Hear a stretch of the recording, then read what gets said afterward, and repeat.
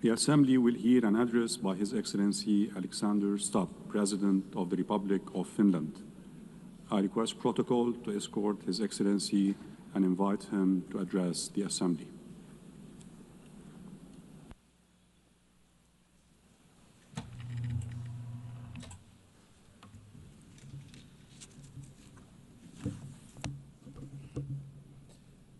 Mr. President, Excellencies, ladies and gentlemen, in its simplest form, foreign policy is really about three things: about values, interests, and power.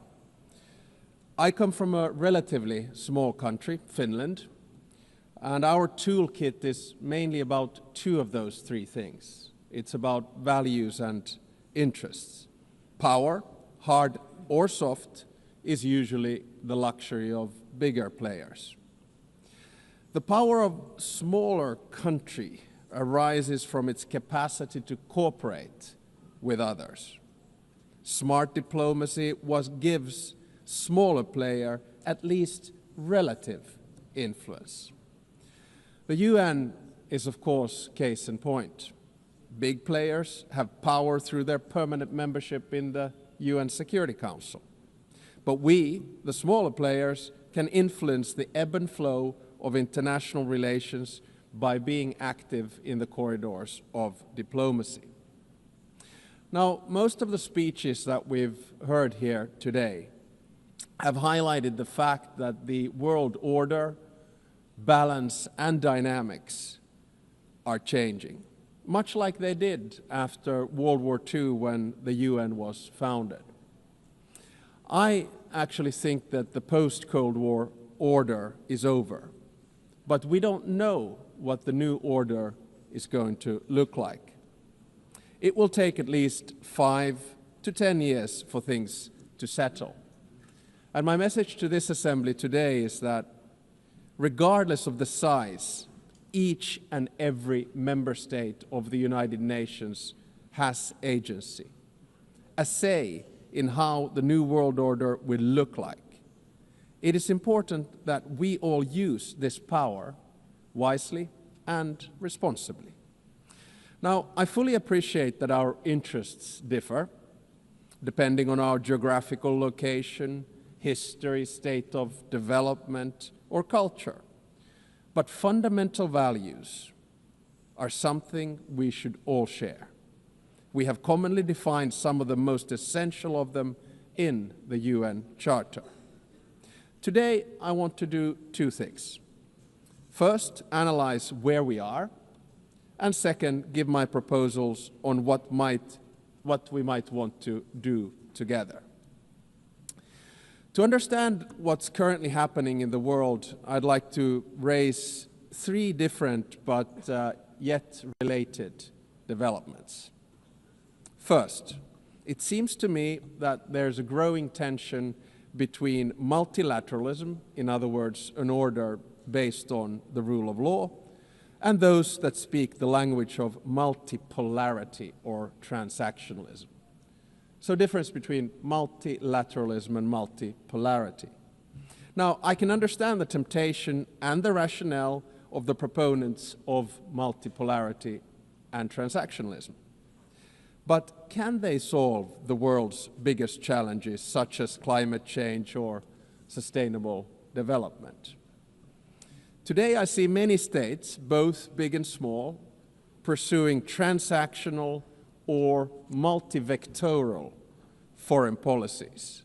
In essence, their aim is to diversify their relations with multiple actors rather than aligning with any one particular bloc.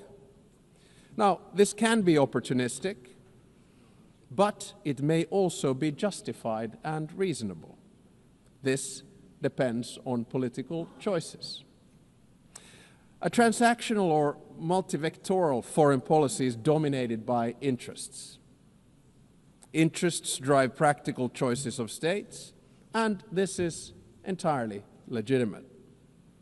This kind of foreign policy is based on a realistic understanding of power. Power defines the limits of what is possible for each state.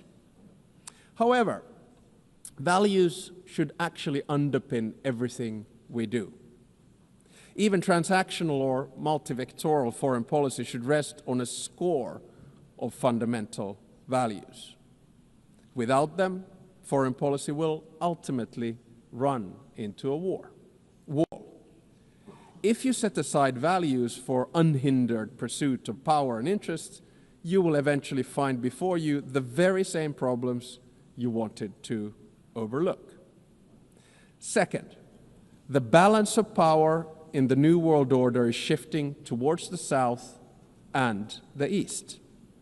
Many countries, especially in Africa, Asia, Latin America, are becoming or have become key players in determining the direction of the New World Order. To put it simply, they have both agency and power. They are not only an expanding economic force, but their demographic growth is inexorable. This will also turn them into a political and cultural force.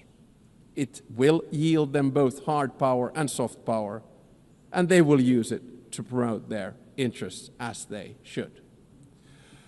The 193 members of the United Nations do not have to agree on every minute detail of values, but we have to have a common understanding of fundamentals.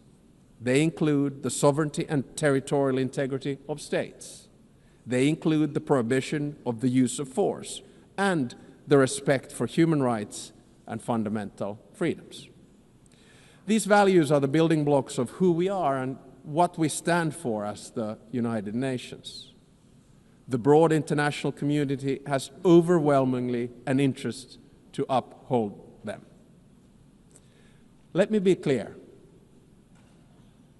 Russia has no right to continue its aggression on Ukraine. Israel has no right to violate international law in Palestine. States have no right to use Sudanese or Congolese territories to fight proxy wars for their economic or strategic self-interests. I urge us all to heed this message of the international community and act accordingly. War is always a failure of humanity. It is a collective failure of our fundamental values. It is a failure of us as human beings.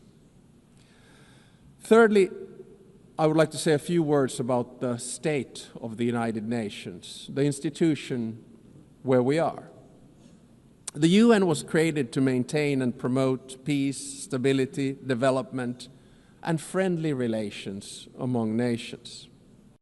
In order to achieve this, the balance between the three elements was required. The power at the highest level was represented by the UN Security Council. The interests of the wider membership were reconciled here in the General Assembly, and the values were enshrined in the Charter and consolidated as rules of international law. Now, unfortunately today, the UN is struggling to fulfill its central promise of delivering peace and stability.